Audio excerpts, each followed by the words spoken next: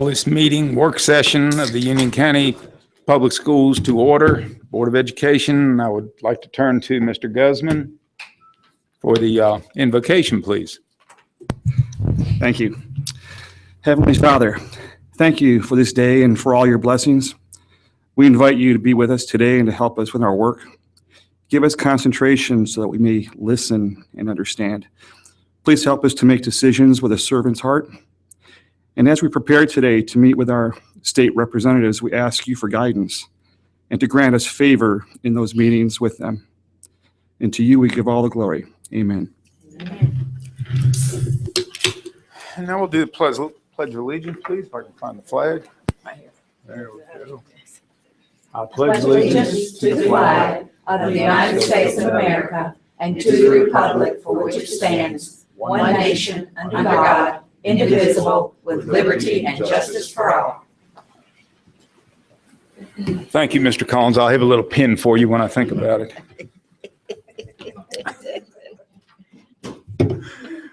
And now we come to the approval of the agenda.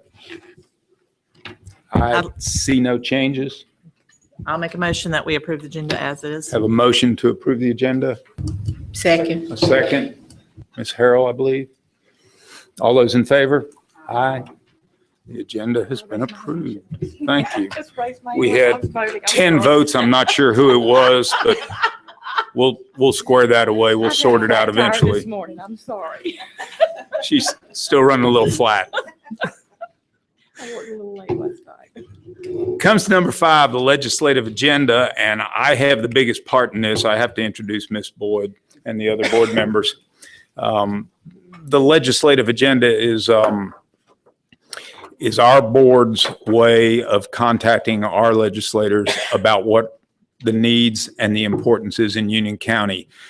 It does not run opposed to the other boards' plans, such as the state board, but we do have specific interest areas.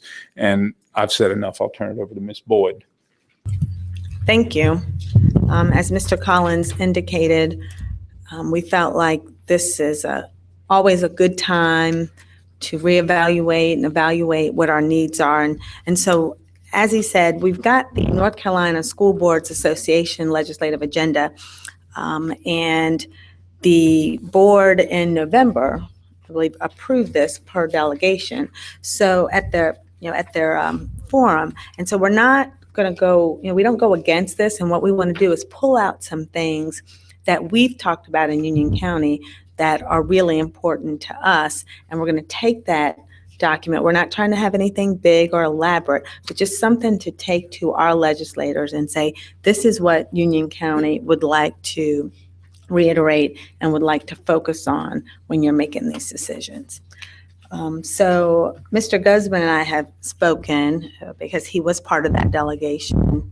And when the new board members and I went to training in Raleigh, we saw this and got a great deal of education, and we felt the importance. So I was going to suggest that we just take the North Carolina School Boards Association and kind of pull out a few things and kind of tailor it to Union County.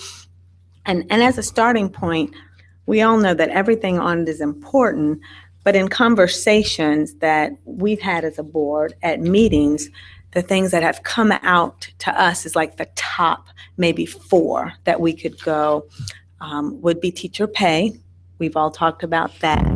The unfunded mandate with driver's ed. I mean, we even, staff even developed a resolution for that. A through F. And we'll talk a little bit more. I just kind of want to see, this is kind of where I'm seeing and then get your input. A through F, and then the school calendar.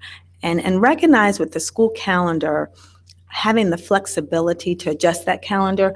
Union County Public Schools at this point, to my knowledge, we don't have any plans to change the calendar. And we can't for next year, but just to have that flexibility to be able to incorporate that as we move forward with our needs. So I'm sure you all have had a chance to read it.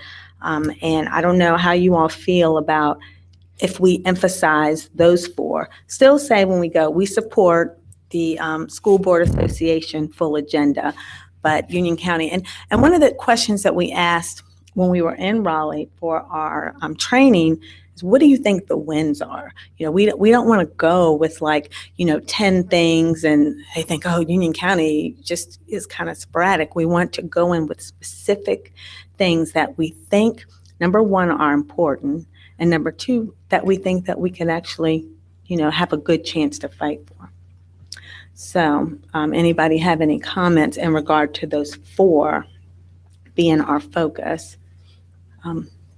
Let me know. This is a work session. This is just me because I bought the idea and I did a little pre-thinking, but definitely not to think.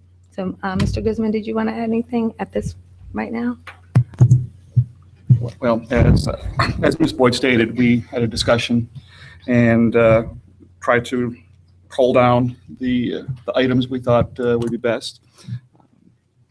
I particularly wanted to make sure we discuss the A through F and the fact that it's kind of inequitable to look at each individual school based on its location and possible poverty levels, and we know how sometimes that obviously has an effect on test scores, but not to look at it so much at that level, but look at progress and see if we can get the legislature to give us some more weight in that area. And of course, as Ms. Boyd said, the funding for the driver's ed, which we also thought was important.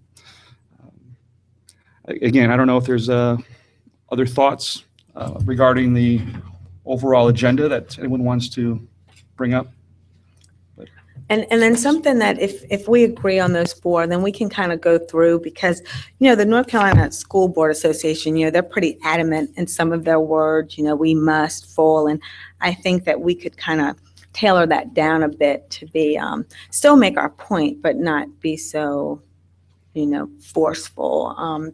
Like when looking at teacher pay, it might be something where we say, we would like teachers to be at the national average, or we would like to see some more thought into ensuring that veteran teachers' pay is more in line.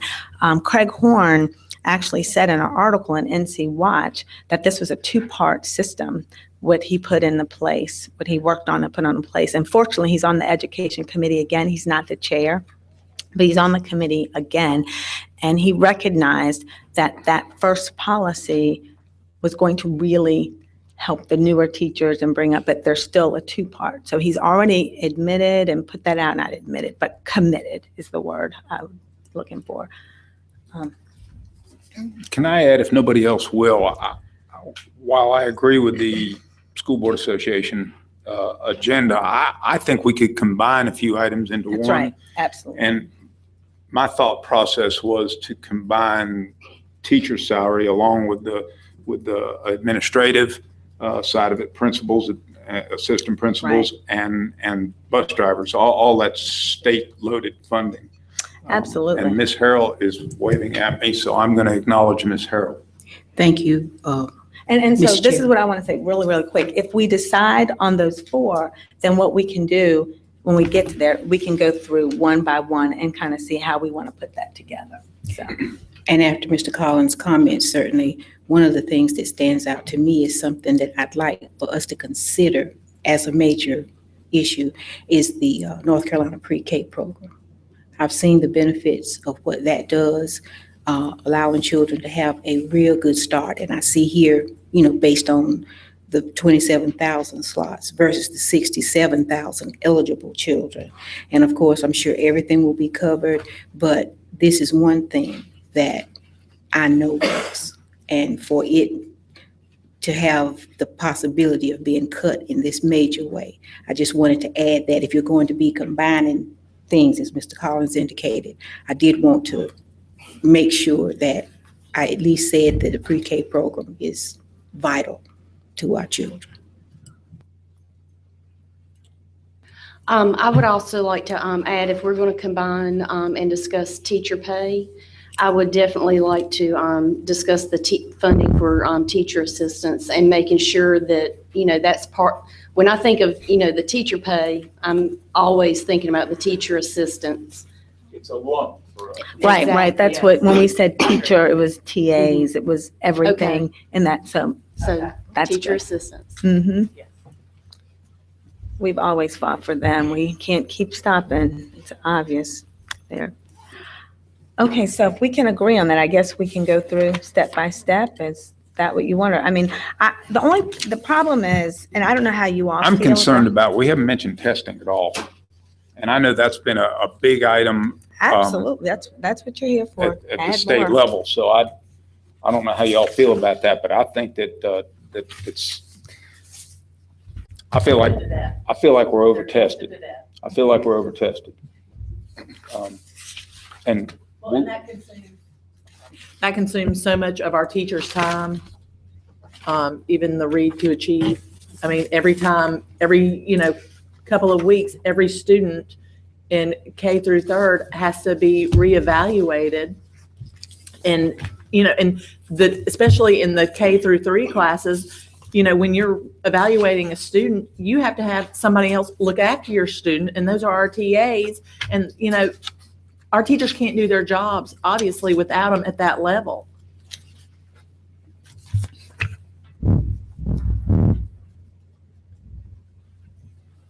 Okay, anything else?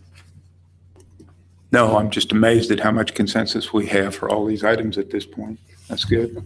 I mean, when you're going to And fight for Mr. stuff- Stewart hasn't said anything at all yet. Well, we haven't gotten to the priority yet. Oh, okay. So there's Okay. still time. Okay, so, now as far as, we're gonna have to write this. Am I right? Am I the one taking our notes? No, ma'am. I'm not. So someone's writing what we're saying? Like, Yes, we're getting that. okay, all right. I just want to make sure because I know I can be all over.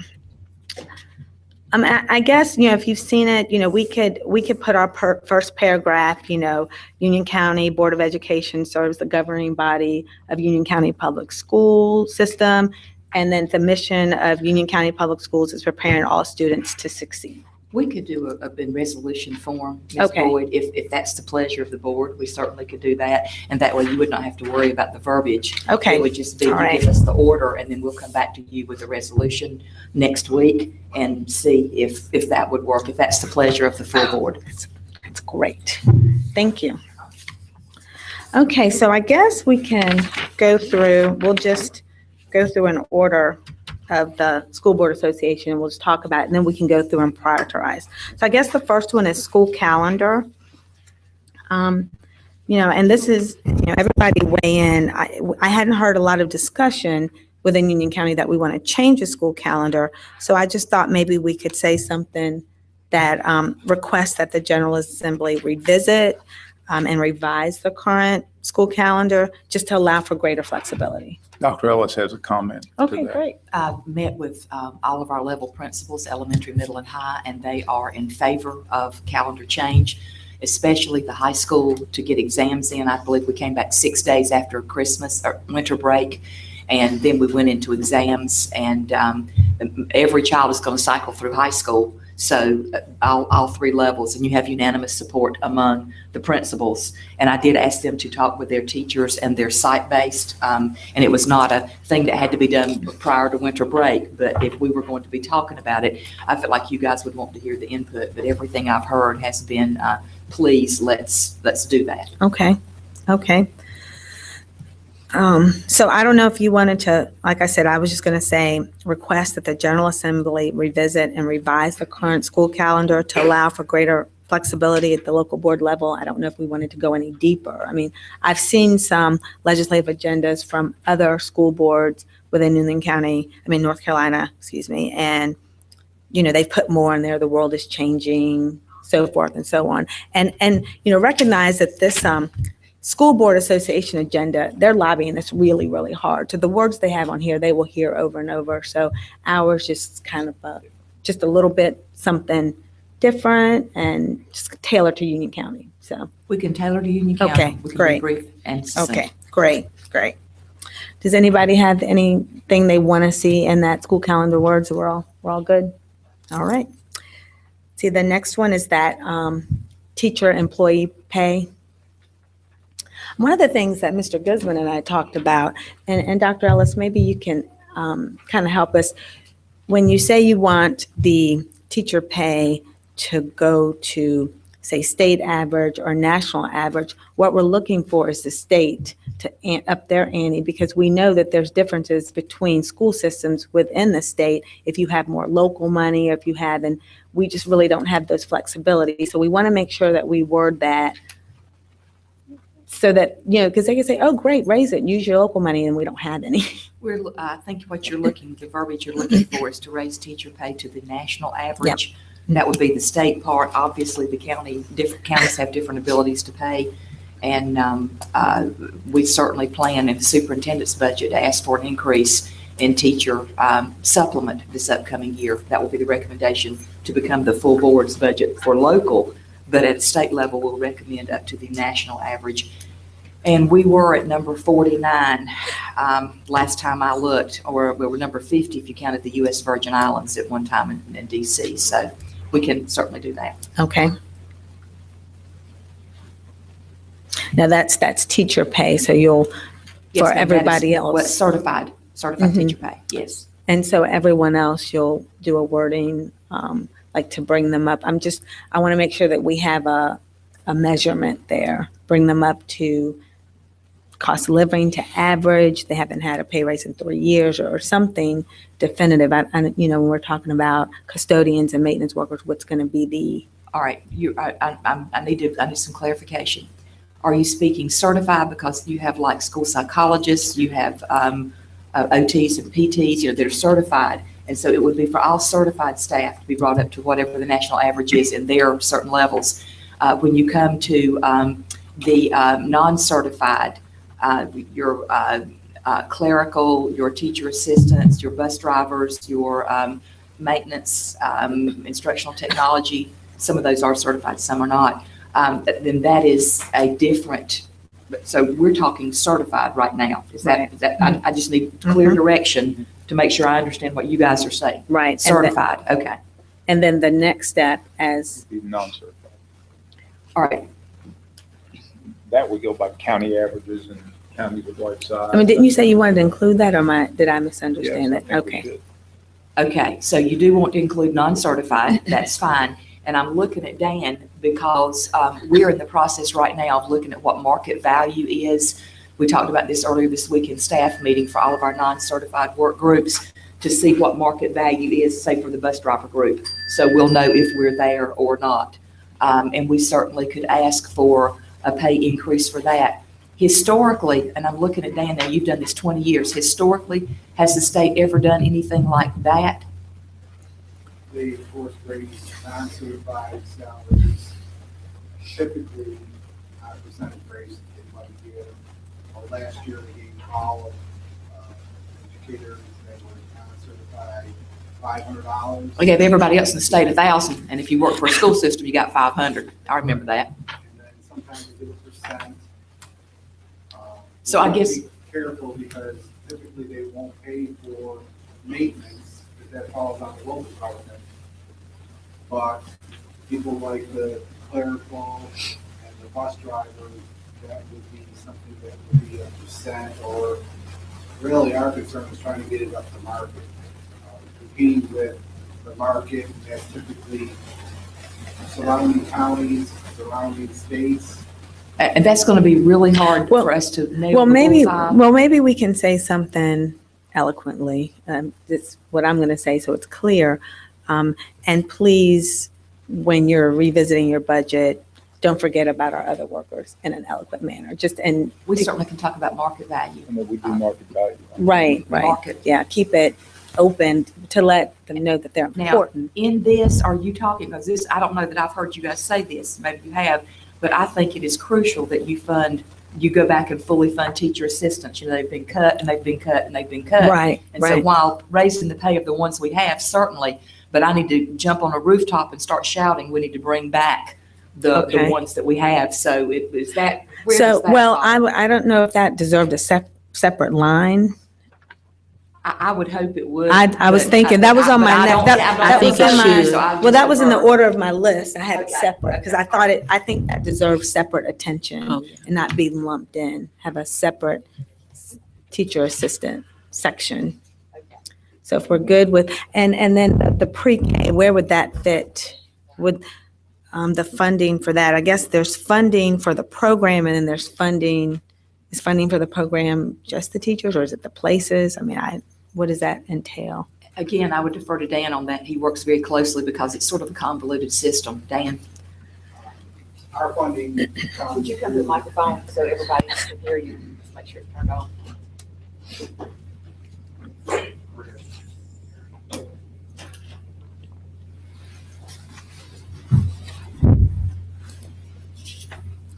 Currently, our funding comes through the Alliance for Children from the NC Pre-K program. And we get an amount per slot that provides for the children that we have eligible in our county. And that's how the funding comes. So we put it into our fund aid after we get it from the Alliance. And we do most of our work at, I think, a total of 4 schools, primarily Walter Pickett Education Center. And the question would be in our county would be how many children we're not serving because we don't get enough slots. And I don't have that data right now, but I could get that to you today. So we can figure out how many slots we're missing in Union County to see how, I know this is a state overall problem, but how The much? critical part is the legislature took it out of Department of Public Instruction and took it to DHHS. And that has been a train wreck, a nightmare since it went over to DHHS. It needs to come back to the Department of Public Instruction. I'm not sure if it was politics is the reason it was taken out, but for children's sake, I would hope that you would lobby or would ask that it go back to the Department of Public Okay, so Instruction. that's the main problem. That's what we really need to put. That needs to be the number one. That needs thing, to be is the number one paramount is to move it back to DPI. Okay. To oversee. Okay, so we've gotten decent funding for it, but it needs to come back. Okay, so, Well, Dr. the Ellis? funding has been cut. I mean, Right, so right. we certainly have more children who could take advantage of it Okay. if we were able to expand it. And at one time, we had a much larger program than we do now. But we certainly, the number one thing we can make to Donna to move it back to under the purview of DPI out of DHHS. And then to fund additional slots, and I guess we can add in what we have those specific. That's correct. And I don't know, I know Right. we've had a waiting list in the past. I don't know what our list looks like right now, but I'll find that out. Yeah, we can do an As a board. approximation We can and add certainly that. add that in. Okay, and then we can add that in. Is that good, Mr. Hill? Ms. Hill? Okay, great. Okay, so that's pre-K. Now, teacher assistants. I propose we make that a separate area in itself. And you've been fighting that. You have the words for those. I think we can come up with verbiage for that. We cut 22% this past year, and the teacher assistants know. We've met with one teacher assistant from each school, and they know that that Raleigh has made it clear they're looking to cut again. And if they do, and that's why we're not hiring new ones unless they're in the exceptional children's program working with individual children with special needs that are working within that program, that those jobs as they leave, we're not refilling them. So it would be great. It would just be a blessing for our K-3 teachers. I know, for example, I think Marvin is down to 6 maybe teacher assistants in grades in the whole school. And they had almost double that before we started the cutting, because I'd recently had a conversation with the principal about that one. But yes, we've got the verbiage for that. Okay. Let's see, now we can go in the area of A through F and testing. Now, A through F, that's one of those things where, the legislators came up with this, and we could go back and ask them to abolish it. I just think that, I don't know, to save face if they're going to go through and abolish something that they just put in, but I think at minimum, we can ask them to reevaluate. It's been in for a year, and maybe this is where, Dr. Ellis, you come in, you've spoken to the 50-50 or, Certainly do anything you guys ask. I would encourage you to ask them to look at the model again to determine growth, let growth with the growth factor. Now, to be totally transparent, the higher functioning schools, if they don't make growth, then this will hurt them. But right now, what we're seeing is our schools in poverty, it's hurting them. And I'm not sure that there's a balance. I know Carolyn and we've run different scenarios based on different percentages, and different school systems have different ideas. I think that goes back to the testing, but that's a separate topic, but ask them to review the A through F. And I know that we got it from Florida. Well, Florida's already changed theirs and done it in a much fairer method. I can't speak to that because I've not read a lot about it, but I would ask, we'll come up with some verbiage for you guys to approve or to edit and to make changes as you see fit. Okay. Madam Vice, I'm sorry, Michael. I was just going to mention we'd move past ADM funding for the continuation budget. I think it's really important that we touch base with that. I know as some of the new members go through the budget process this season, it's just difficult when we don't know what the state's going to do. And I think the ADM funding formula historically has provided a parameter within the constitutional intention of what the state is supposed to pony up on. I know from a budget standpoint, that's something we probably ought to touch base and encourage the legislature to address. And I mean, it was done that way for years and years and years. And, you know, a lot of these changes to make things better actually have increased the burden on local government to try to stay in front of the planning process. Dr. Ellis, do you have an opinion on that? That may be the most crucial thing we're up against, because ADM funding is instructional money for children. And if we grow, let's just say another 1,000 students next year, I don't know what our growth is going to be. I think we're going to have some growth. Then that means if we're not funded, then we're going to divide those kids among the same classrooms and the same teachers, and class size will get larger. There is no way around it. The state, we have to in grades K through, is it 2 or 3, David? We have a 2, we have 3, I can't hear you. 2, K through 2. We have a state mandated ceiling. In grades 3 through 12, we have no ceiling. And so we're going to stack the kids up like cordwood. We've got to have a place for them, and there will be no funding for teachers or supplies or anything. So that is very important for the children, the ADM. Well, I mean, we're faced with statutory requirements to prepare, submit, and approve budgets. The state legislature, not so much. So the ADM is a tool to give us an accurate picture of where we think the state's going to land. I know Dan's got a pretty good crystal ball, but you know, this is something that's very important, and I think we need to make sure we're in front of it. If I may, I mean, I think it is one of the most critical things. Come over here so everybody can hear you. Absolutely.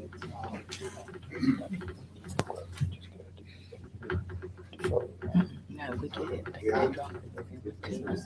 We get it. In terms of funding, it really is one of the most critical things, because we could have the perfect storm. Perfect storm we could grow, the legislators could, rightfully so, and we're looking forward to teachers getting an adequate raise.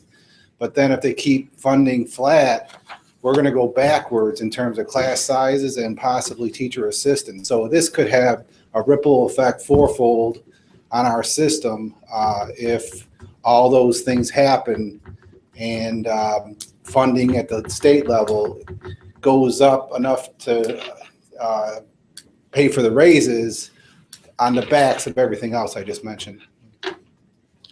They're running almost a $200 million deficit now. Of course, the tax things, the tax revenues have not come in yet, but we have been told to be prepared for teacher raises. Like they said, the new teachers up to $35,000 a year with no extra funding. And so you do the math. It's got to come from somewhere, and that means larger class size, because almost 86% of what we take in is in the form of teacher or people, human capital. Thank you. Thank you. Thank you, Mr. Stewart. Okay, and then on our list, the testing.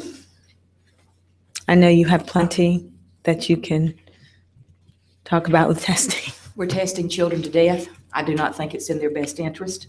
I know NAEP tests grades 4, 8, and some in high school. We're testing all of these final exams. Everything that'll sit still takes an exam at the end of the year. I'm all for accountability, but I'm not for crucifixion of children, and that's about where we are with children.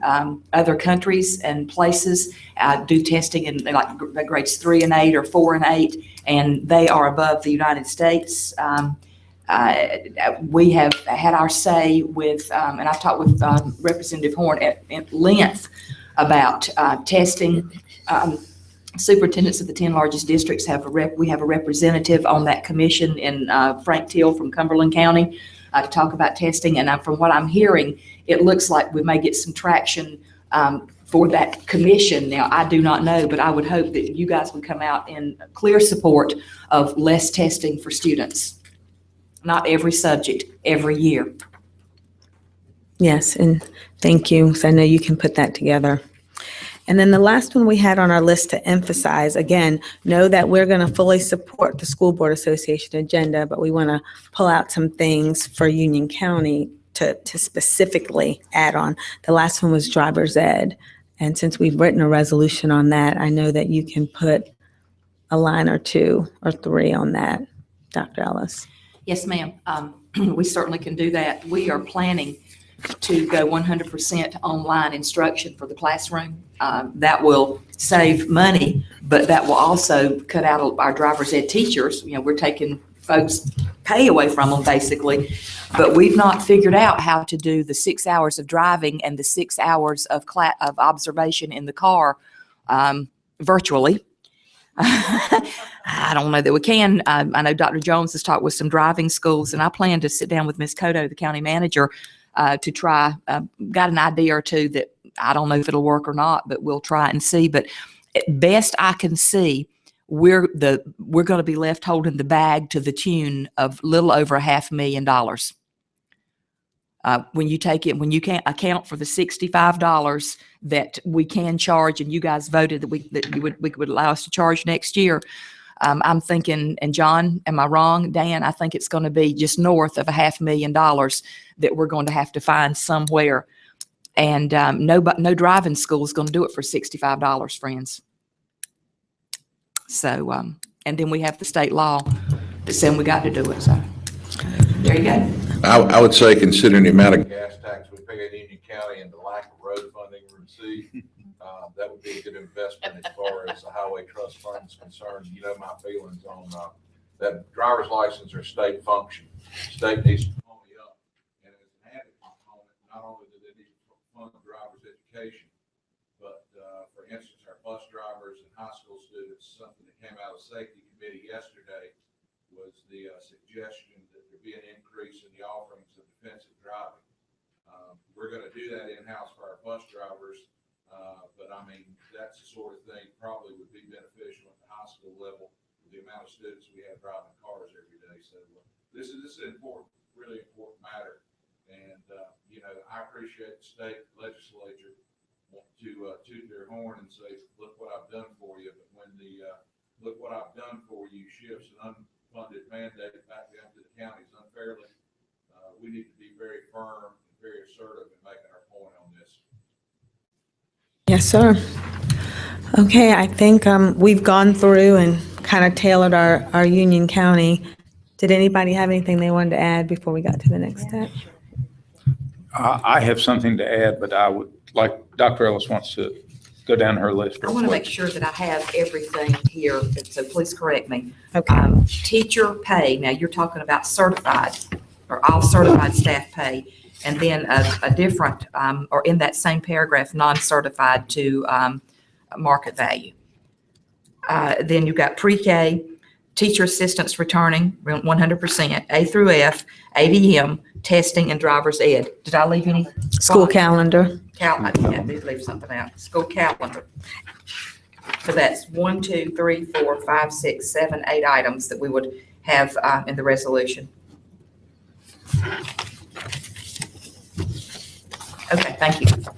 Thank you. I'd like to mention a couple of things. We'll look at this resolution and vote on it next Tuesday night to send our delegation forward. And I'd like to just remind you for the new members that once we vote on a piece of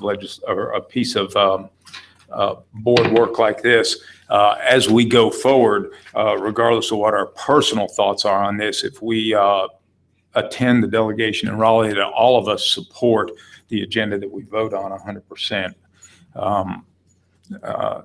And the other thing I'd like to ask, and I know this is a big stretch and maybe a big ask, and somebody can help me with it, but I would like very much to, for us as a board, to give Ms. Boyd and Mr. Guzman the ability to choose some stakeholders, maybe 2 or 3 parents to go with them if they so choose.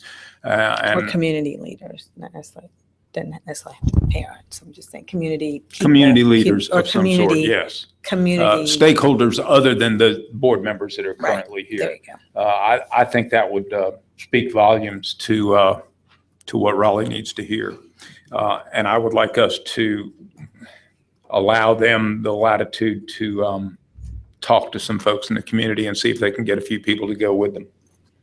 So think about that. If you have some suggestions for that, please don't hesitate not to talk to either one of them and give them your suggestions.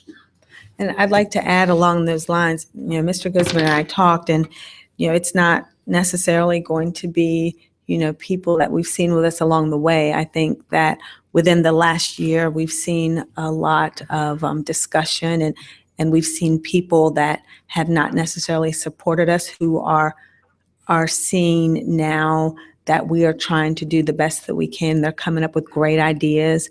So it would, be maybe someone you wouldn't even think off the top of your head. And I don't have any predisposed, but I just want you to know it's not like we're just taking our little friend army. It's to seriously think about people in the community that have great ideas and have said, we're here to help you.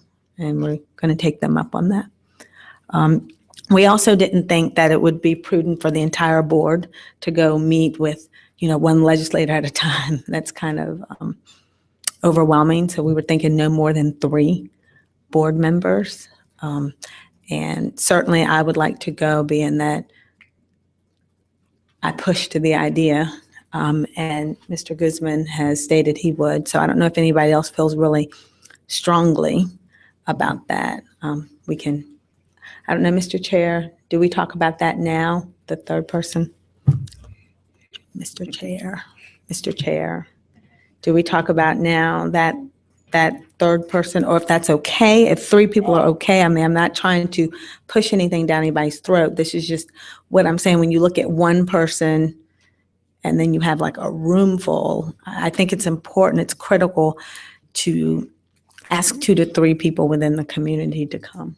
I think a lot of it's going to depend on what days the legislators are available to us also.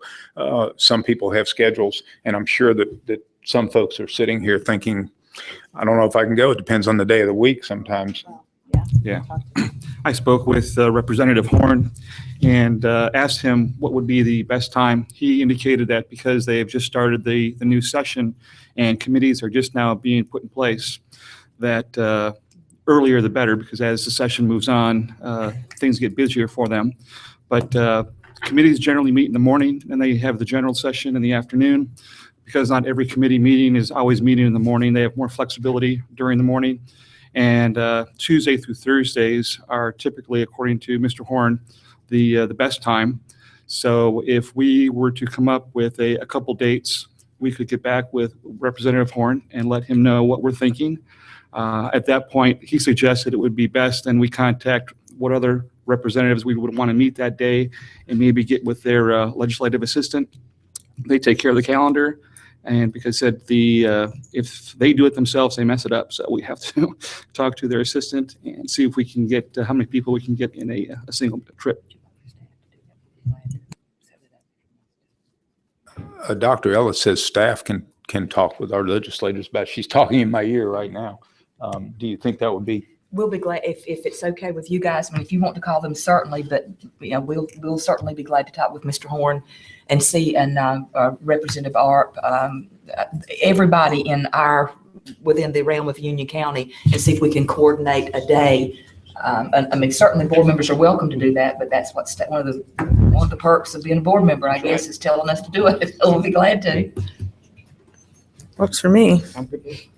That's fine. As long as if we're finding that it's difficult to get them all in, we'll just move forward with whatever. And then, if there's anybody else, I know that Ms. Savage had mentioned, we're concentrating Union County. We definitely don't want to overstep, but if there's someone else that we should contact or maybe email or because this education committee is made up of several. So just kind of keep that in your back pocket too. Well, let me say that any board member can contact either one of you two over the next few days and make their position known on that. It's not something they have to come out with and commit to at this moment. No, just think about, we'll probably leave at dark 30. So put that in your consideration and get back dark 30. I'm sorry. I also have one more suggestion, and I beat her to the mic because mine was already on. And maybe I should move down this way a little bit when I suggest this, but I thought it might be nice if Dr. Ellis accompanied that group because she can answer some questions for you especially that others. Is she swinging at me? I'm afraid I to would look. consider it an honor to ride with you to Raleigh and back multiple times. Kind of put you between a rock and a hard place on that, didn't I, Dr. Ellis? I apologize. Well, that's fine. And I guess, do we have board consensus approval that Mr. Guzman and I can choose the 2 to 3 people? Is that a problem? It's not going to be in a closet or anything, but just to be able to. Did you just want us to kind of give you names of people and then you kind of? That would be great if you have somebody that you feel would be interested in this to just present it to these two. There's no promises. Right. I think we're going to try to. I've asked them to winnow it down to 2 or 3 community members, maybe. We'd like not to take a yellow bus.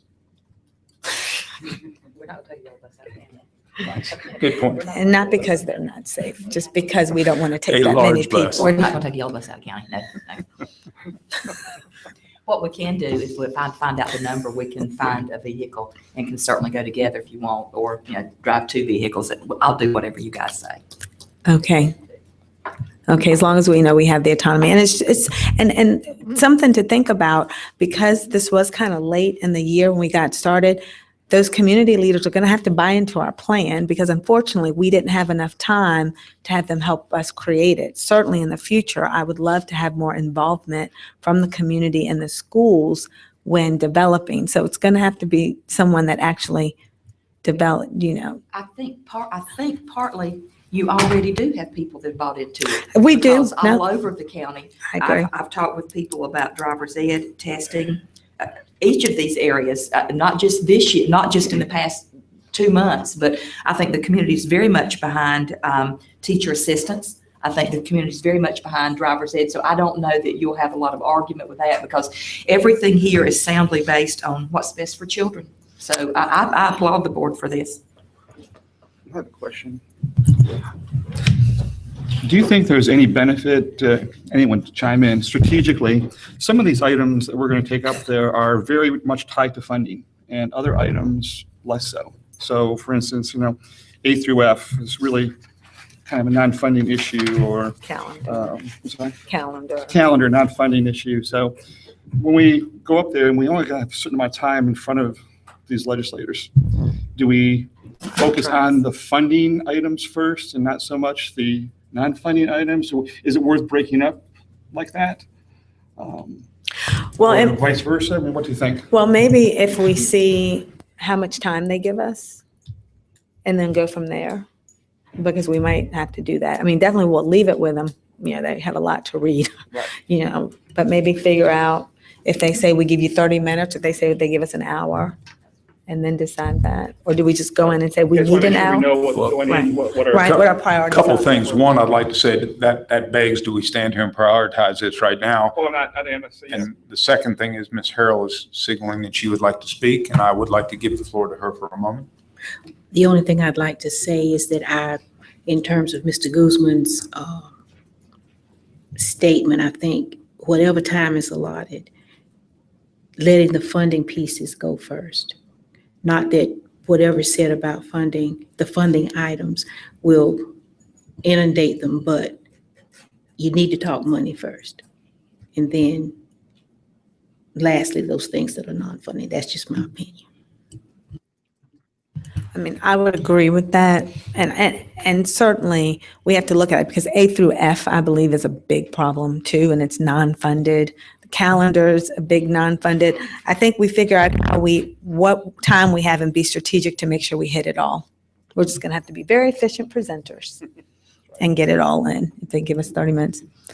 Dr. Ellis has suggested to me that we'll prepare a resolution for sure, but she can also prepare a short one-page document. We can Fact prepare a sheet. fact sheet. That way the legislators will have that after we leave. And with contact information, I know before Mr. Horn has talked with Dan Karpinski, or, Carolyn's had to get information to him, different things about if he wants to contact someone about it. But we'll be glad to prepare a little, in addition to the resolution, we'll take some background information, a small amount that's bite-sized. Great. Ms. Savage has her hand up. Ms. Savage? You also really need to closely look at what committees the representatives sit on and how the information that you're going to give them is going to pertain to them. Is if they do anything with finance, of course, you're going to hit them with the finance first. But if they're not even in the realm of education, it's kind of a moot point almost. And so sometimes, and that's why I kind of said, it's better to go to another county representative that has a heavier emphasis on the education portion. I think that's a good point. Yeah, I've been hawking the website to see who's on what committee. Thanks. Well, I think, Mr. Chair, that I'm finished with my piece. Mr. Guzman? And if anyone else has any comments, I'd be glad to entertain them. Ms. Merrill? So it looks like we have less than 15 minutes remaining here. Are we going to prioritize 1 through 8 or not? We're not going to. I don't Okay. think we will at this point. I think I brought that up, but I didn't get much. You and I are the only two that thought that might be worthwhile. No, that's not true. That we had the time to do that at this I moment. agree. And once we I see the agree. resolution, and if it's And dependent on how it comes, we may have to. And I think it's revisit. pretty difficult to prioritize such a condensed list. They're all important. What if we put them in order of funding dependent versus non-funding dependent?